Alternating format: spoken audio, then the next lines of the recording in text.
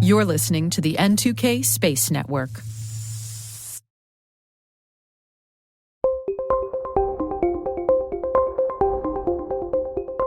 Welcome to T-Minus Career Notes. I'm Alice Carruth, producer of the T-Minus Space Daily podcast. Today is July 4th, 2023, Independence Day in the US, so we have a special program for you. Career Notes explores the pathways of some of the most influential leaders in aerospace. Our guest for today broke through the glass ceiling to the stars. Colonel Eileen Collins was a test pilot for the US Air Force, a NASA astronaut, and the first American woman to command a space mission. Here is her story in her own words.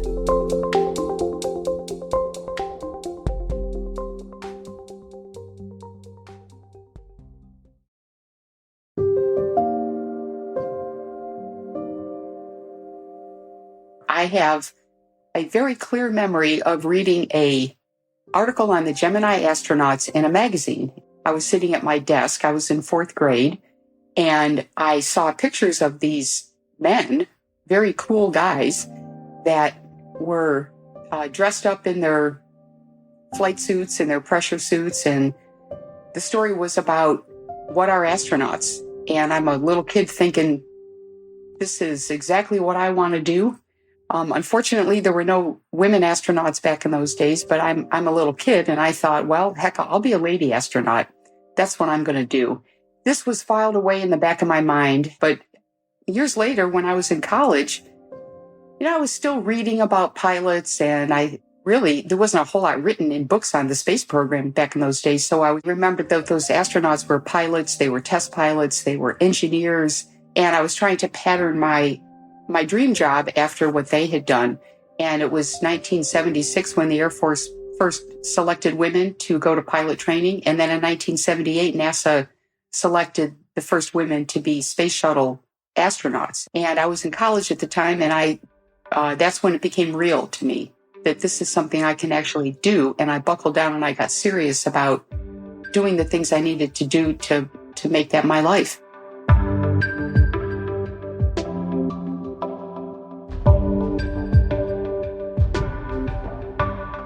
I was an explorer, and my family lived on the outskirts of our town, Elmira, New York, but we lived in government-subsidized housing. We lived very close to other families, and there were other children in the neighborhood, but I just happened to be really, of the kids I hung around with, I was the oldest. And since we lived near the edge of town, there was a lot of land to explore. So I would gather up the neighborhood kids, and we would climb trees, we would make forts. Well, we did some stuff that we shouldn't have done. I mean, back in those days, parents didn't know what their kids were doing. I mean, it's a different world today. I would never let my kids out of my sight. But I was crawling all over the neighborhood. And we also had our enemies. There were some kids on the other side of this government-subsidized housing that didn't like us, and we had some confrontations with them that were a little bit nasty. But you got to remember, I was 7 through 12 years old when all of this was going on.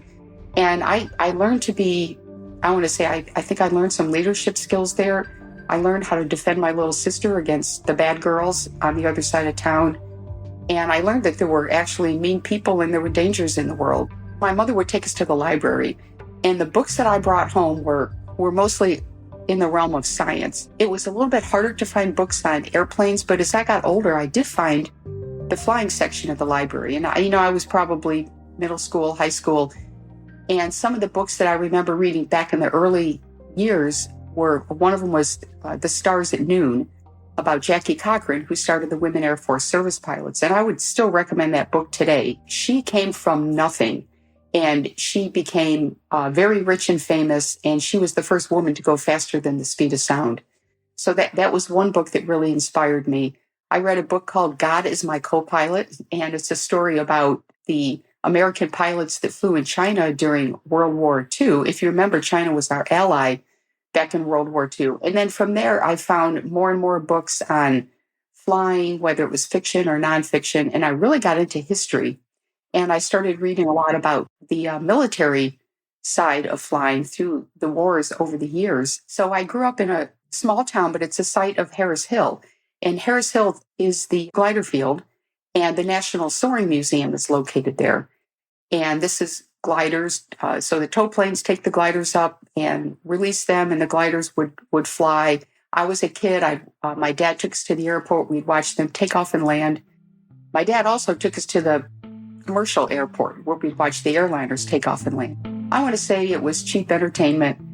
And we'd get the root beer over at the A&W root beer stand. And that's what they were known for back in those days. And we'd go out and watch the airplanes fly. And that was a really special time for my family to do things like that. And I decided I wanted to be a pilot.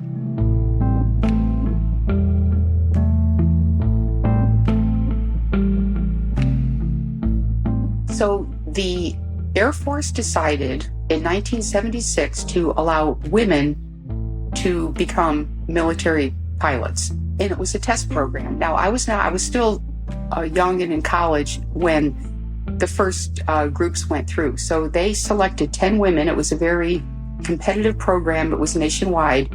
Those 10 women went to pilot training in Phoenix, Arizona. And I heard about this in the news. I started following it. And I said, well, this is what I want to do.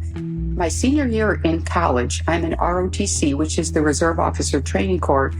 And I'm on track to be commissioned as a second lieutenant. And the job they had set up for me, back then we called it Strategic Air Command. And I was going to be a computer systems design engineer. I was going to work in missile targeting. I mean, that's what the Air Force had me set up for. This is back during the Cold War, and it was 1978. Well, this test program then opened up to women just graduating from college. So I became eligible. In previous, you had to be on active duty. So now the younger women, I was 21 years old, were now eligible. So my professor of aerospace studies sent my name in, and there were about 100 women from around the country, and 8 of us were selected. This to me was a massive dream come true. I mean, this was a huge turning point in my life when I was selected for this program. And of the 8 of us, 4 went to Arizona where the other women had trained, and 4 of us went to Vance Air Force Base in Oklahoma, and we were the first 4 women to ever go through pilot training there. The times that I spent at Vance as one of the first women to ever train there, I wrote a whole chapter on it in my book because there were so many interesting stories that happened and how the men accepted us and some that didn't accept us. But it was, to me, just a dream come true because now I'm 21 years old and I'm flying jets. And I went solo in jet aircraft, the T-37 and T-38, at the age of 21. It's a huge amount of responsibility to give to somebody at that age. At that point, I was a college graduate, but I was living my dream. And I'm not going to say it was easy because I was studying constantly, because not only did I want to get my wings, did I want to become a pilot, but I was part of a test program and I wanted other women to have the same opportunity as me. And if we had failed, then those other women, they would have shut down the program and the women younger than me wouldn't have had the opportunity. So we were doing it for ourselves as well as other women.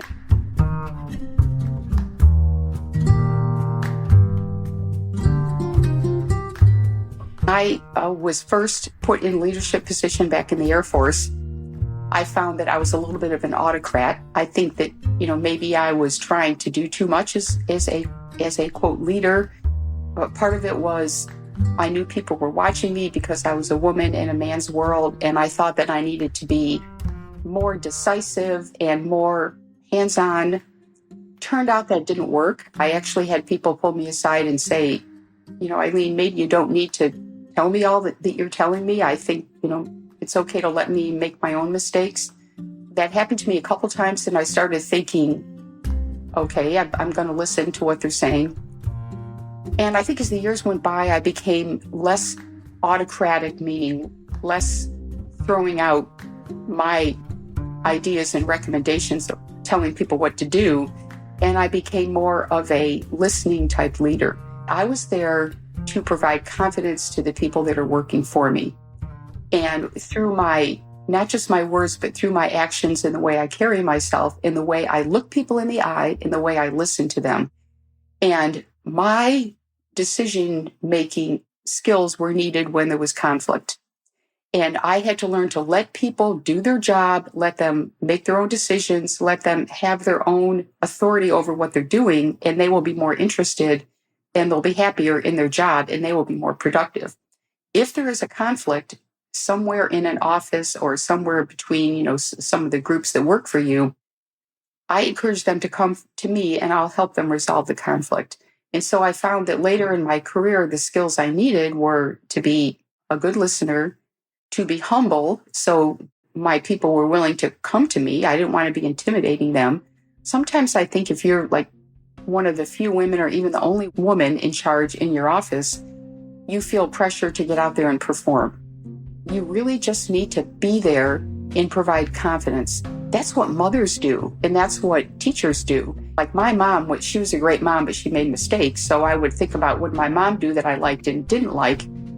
And, in the sense of being a strong woman, not trying to be a guy, but trying to just be who you are, but yet being a strong woman. And I found that the guys really, the men that worked for me really liked the leadership style of, I'm there, I'm in touch with my management, I can resolve problems.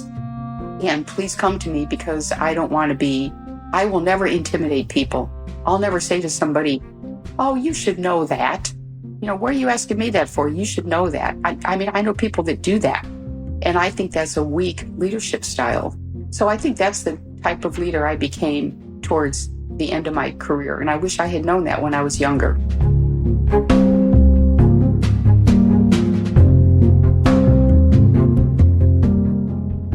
So I'm very procedural. So the biggest adversity to me was making mistakes. And I would just crucify myself when I would make mistakes. And this was something that I had to get under control. And I think I learned this through doing simulations in the space shuttle program. We would train our crews under a lot of stress. And if the crews were doing great, I say, you need to make it harder because I want to see how my crew handles their mistakes. Well, we developed a 4-step process of dealing with mistakes. And so very procedural. So you make a mistake, this can be terrible, right? Especially if you're flying in space. It could mean the loss of the mission, but it could even mean loss of lives. So we developed a 4-step process of dealing with mistakes. Number 1, you admit your mistake to yourself or to whoever needs to know. Number 2, you fix it. Number 3, you eventually do something to prevent that mistake from happening again to you or someone else. And then the 4th is you move on. And I think that move on is very important. I wrote the book because I wanted young people to learn from lessons I learned, mistakes I made throughout my life, but also the excitement and how wonderful it was in my careers in the military and at NASA as an astronaut. And I wanted to document that portion of history of the space shuttle program. So from a human point of view, so people would be able to read it someday and remember, what was it like to be a space shuttle astronaut?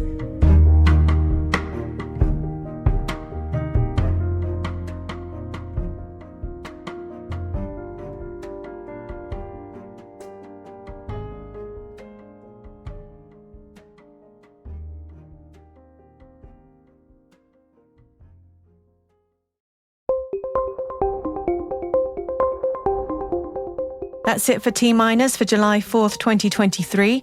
We'd love to know what you think of this podcast. You can email us at space@n2k.com or submit the survey in the show notes.